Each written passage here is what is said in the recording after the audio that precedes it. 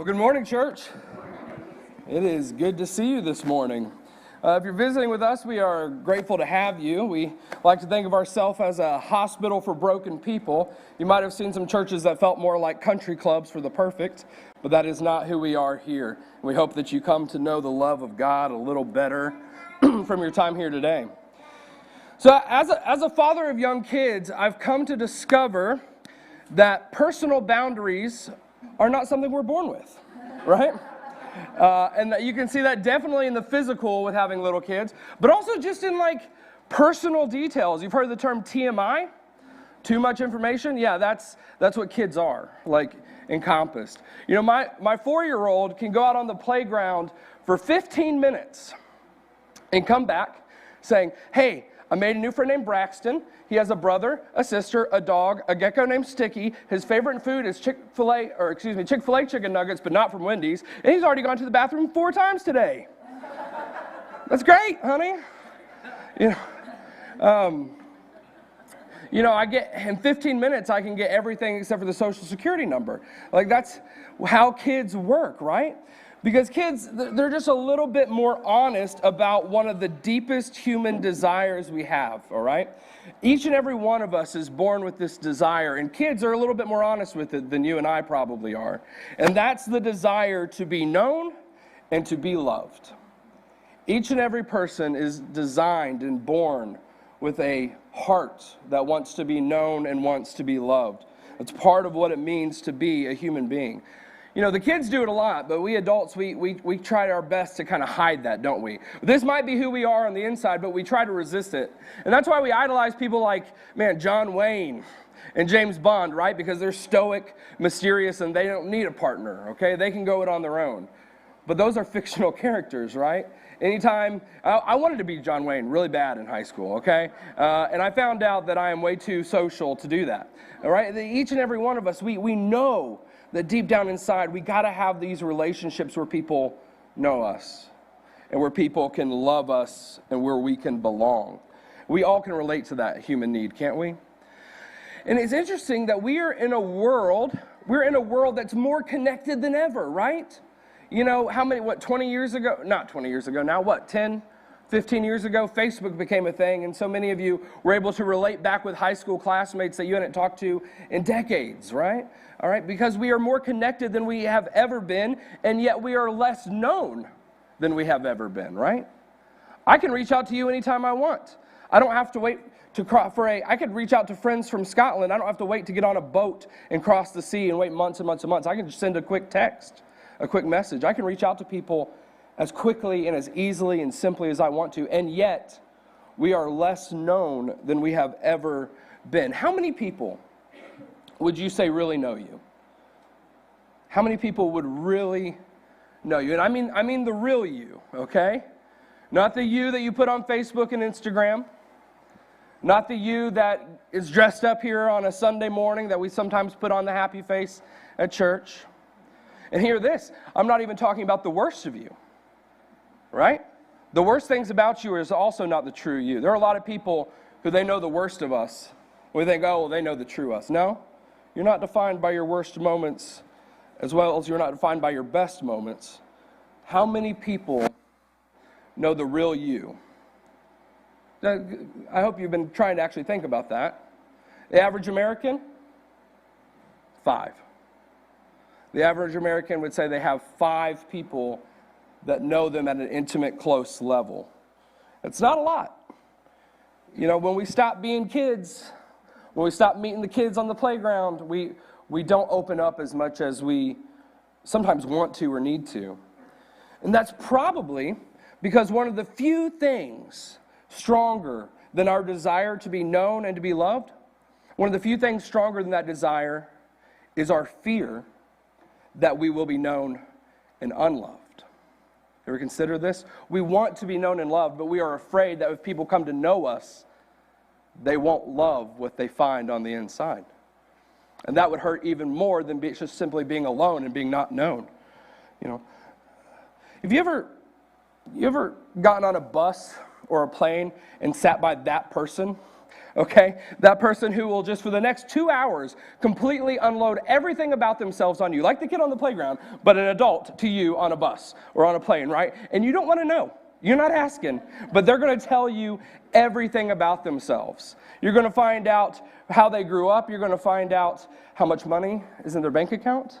You're going to find out why they spent some time in prison. You're going to find out how many abortions they've had, right? And I know that's heavy stuff, but those are real situations. And so often these are broken people. And they dump all this on you because subconsciously they want to see how you're going to respond. When you know the worst of them, they want to know when you truly know who they are, will you welcome them? Will you see them as worthy of love? Or will you be disgusted by them? Will you abandon them? And they're going to let a stranger know first before they let their loved ones know or people they truly care about. They need someone to know them. And when someone knows them, they want to know, like, do you think that I'm worthy of love? Would you love me if you really got to know me? It's this subconscious desire inside of each human being. And that's what motivates those awkward situations that you've probably encountered before. But it's, on the other end of the scale, it's also a motivation for marriage, isn't it? That's one of the beautiful things about marriage. Is in a marriage, these two people, they come to know each other at the deepest level, right? If you're married to somebody, they know the worst things about you, don't they? Right? They're going to know your really good qualities, and they're going to know all your flaws, right? They're going to know the good and the bad. And what we have in a marriage is a decision and a commitment to still love each other through the good and the bad, right? That's what a marriage is about and what it's for too. But what I'm here to tell you today is that this basic desire we have as human beings to be known and to be loved is already being met for you. It's being met by God. God knows you and God loves you. And so I want us this morning to look at this prayer that was written by David to God about this very thing, about being known by God and being loved by God. And I think David is just a perfect guide for this conversation. Because, man, I think David struggled with this a lot. David was an incredibly passionate person for God. He loved God. He worshiped God at these incredibly high levels. But he also rebelled against God a whole bunch, didn't he? Right? He did a lot of things to push God away. He had many moments of faithfulness and he had many moments of failure. His life was kind of one big roller coaster of beauty and of ruin. He loved people. And he stabbed people in the back. And he was stabbed in the back by people he loved. So I'm sure David, like so many of us, wondered if he was worthy of love, if God truly knew the real David. If you knew the real David, would you really love me? And in Psalm 139, which is where we're going to be this morning, Psalm 139, this song and prayer to God, he gives us this great vision for how God fills this out in our lives. So we're going to read through this psalm together this morning. Starting right there in verse 1. You have searched me, Lord, and you know me. You know when I sit and when I rise. You perceive my thoughts from afar. You discern my going out and my lying down. You are familiar with all of my ways. Before a word is on my tongue, you, Lord, know it completely. You hem me in behind and before, and you lay your hand upon me. Such knowledge is too wonderful for me, too lofty for me to attain. Where can I go from your spirit? Where can I flee from your presence? If I go up to the heavens, you are there. And if I make my beds in the depths, you are there. If I rise on the wings of the dawn, if I settle on the far side of the sea, even there your hand will guide me. Your right hand will hold me fast. If I say, surely the darkness will hide me and the light become night around me, even the darkness will not be dark to you. The night will shine like the day, for darkness is as light to you. For you created my innermost being. You knit me together in my mother's womb. I praise you because I am fearfully and wonderfully made. Your works are wonderful, and I know them full well. My frame was not hidden from you when I was made in the secret place. When I was woven together in the depths of the earth, your eyes, they saw my unformed body. All the days ordained for me were written in your book before one of them even came to be. How precious to me are your thoughts, God. How vast is the sum of them. Were I to count them, they would outnumber the grains of sand. When I awake, I'm still with you. Isn't that beautiful? It's one of those passages that just gives you chills. And because of that, it's really popular. You see it on a lot of wall decorations, picture frames, coffee mugs, right? And I'll be completely honest with you, I get nervous about verses on coffee cups. Not because I'm against unscriptural dishware, but because so often when we take these kind of verses and we take them out of the Bible, we take them out of the context, and we slap them on something, it usually trivializes it, I guess, right? I mean, usually I think of things like Romans 8:28. I think of Jeremiah 29:11. And if you read it in the paragraph it's written, it might not mean what you think it means when you read it on a coffee mug, right? And I have a high view. I hope this doesn't sound pretentious. I have a high view of Scripture. I think these are the living words of God to change our life. And so I'm a little protective of them. I don't want them to be trivialized. With that said, Psalm 139, put that baby on a mug, okay? Because this is great. This is fantastic. You can take a chunk, a verse, a sentence, a couple of these, and put them on a mug, and it will mean what it looks like it means. It's just great, right? There's no bigger, well, there is, but, it means what it means in that moment. That God, He sees you, and He knows you, and He loves you, and it's just blatantly right there for all to see and all to hear. And I think this verse specifically has changed a lot of lives. But being a preacher, even though this is a very clear and beautiful and upfront verse, I'm going to break it down into 3 parts, okay? We're going to break it into 3 parts for you. In fact, I think the psalm itself breaks into 3 parts. It's verses 1 through 6, 7 through 11, I believe, and 12 on. So let's look at this. First and foremost, God knows you at the deepest level, right? Not just a deeper level. He doesn't just know you at a deeper level than anyone else. He knows you at the deepest level. He knows everything there is to know about you. Remember the verses we just read. He knows when you sit down and you stand up. He knows the words you're going to say before you even say them. He says He knows your thoughts. He knows all of your ways. And that one, I think, just encapsulates everything, right? Your values, your tendencies, your habits. He knows all of your ways. You have searched me, Lord, verse 1, and you know me. Question, do you know yourself that well? Do you know yourself that well, or does God know you better than you? I think I know myself. Sometimes I think I know who I am. I think I know what I like, what I stand for, what I value. But then the very next day, I do something that completely rebels against that identity, right? The very next day, I do something that completely rejects everything that I say I believe and everything I say I stand for. And I think to myself, man, am I just living a lie? Am I not who I thought I was? Am I not who I know myself to be? And it dawns on me, especially in those moments, that God knows me at a level that I will never know myself. Because He knows me at a level that understands why I do the things I do not want to do.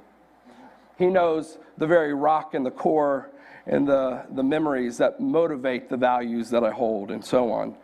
Which is pretty cool, right? The fact that God understands you at a level that you don't understand yourself. It's really cool. But it's also a little uncomfortable, okay?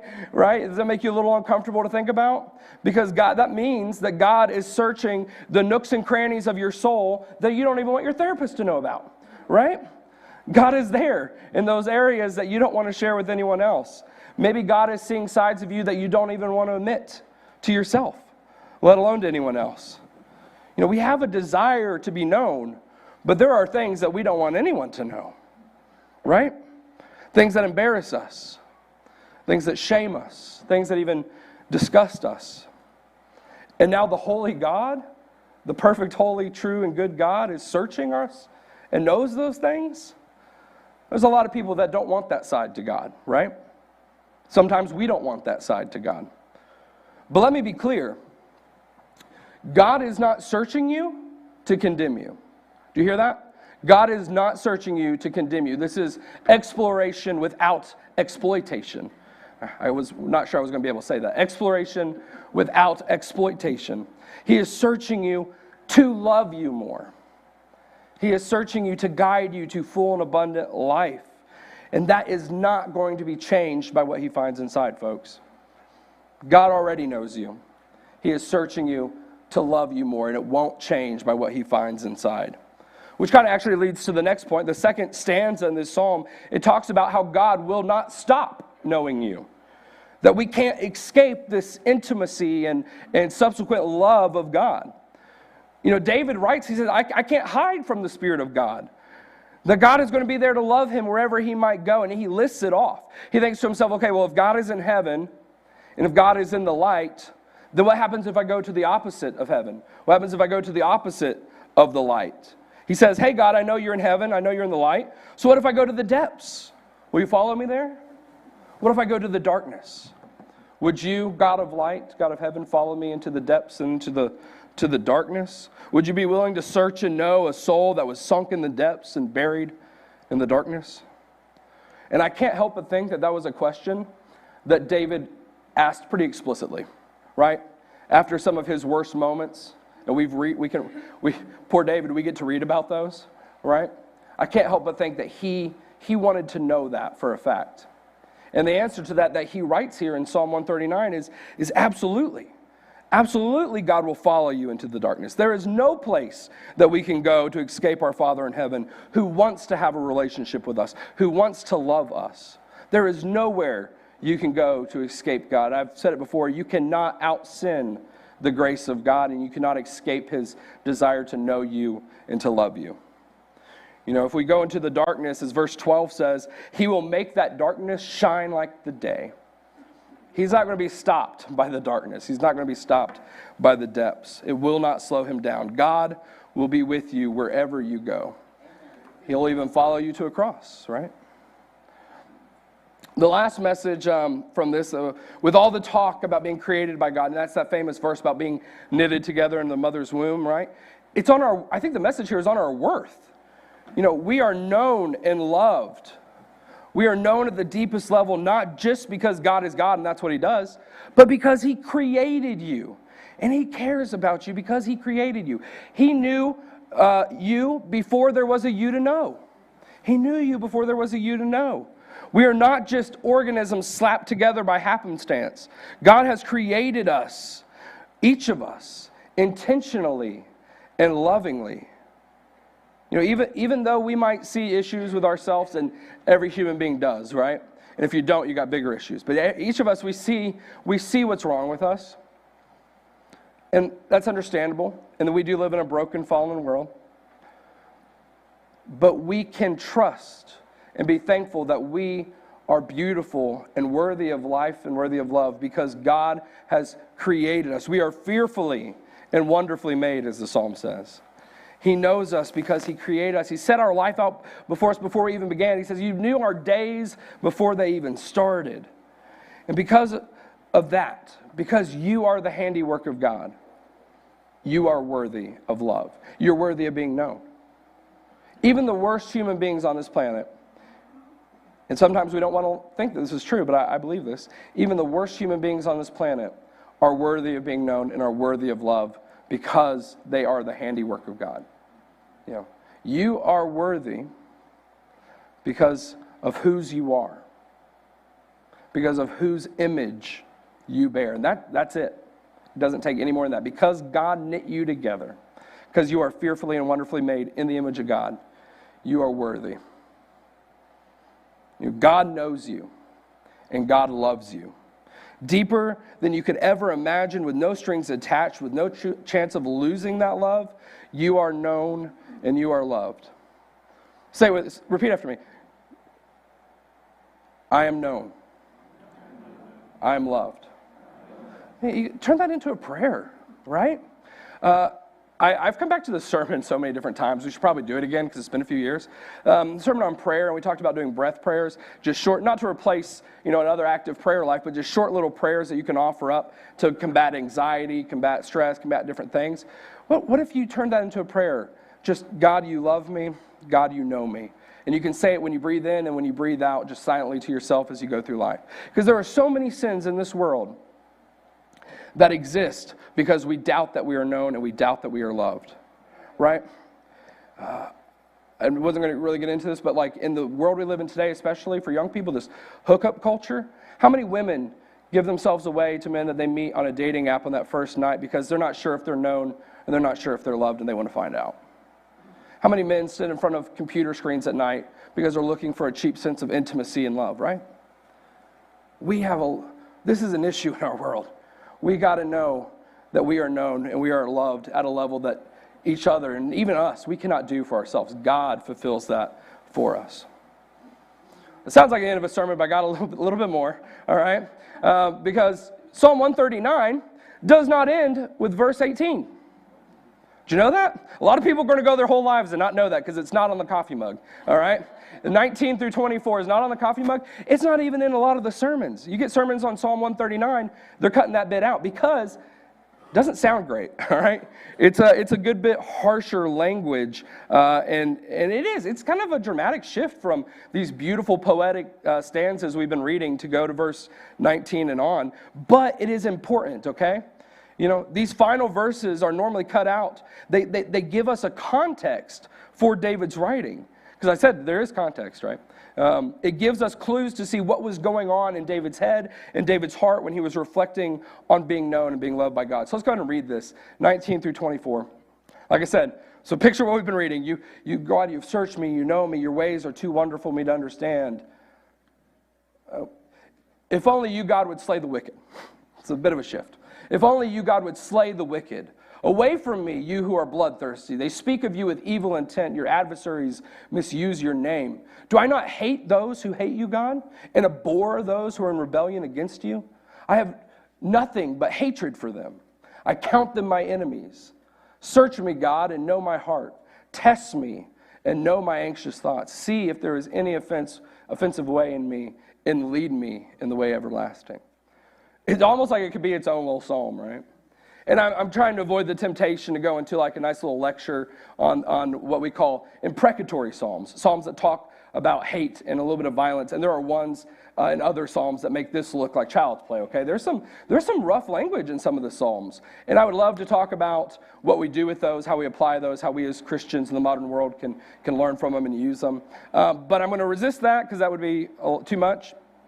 Instead, for now, let me just point out that the focus here for David is on allegiance, okay? You hear that? The focus here for David is on allegiance to God, to hate the things that God hates, to hurt over what hurts God, to see those who fight against God's goodness as enemies, right? That's what David wants to do. David's not just being spiteful and mean. He's saying, God, I want to hate what you hate.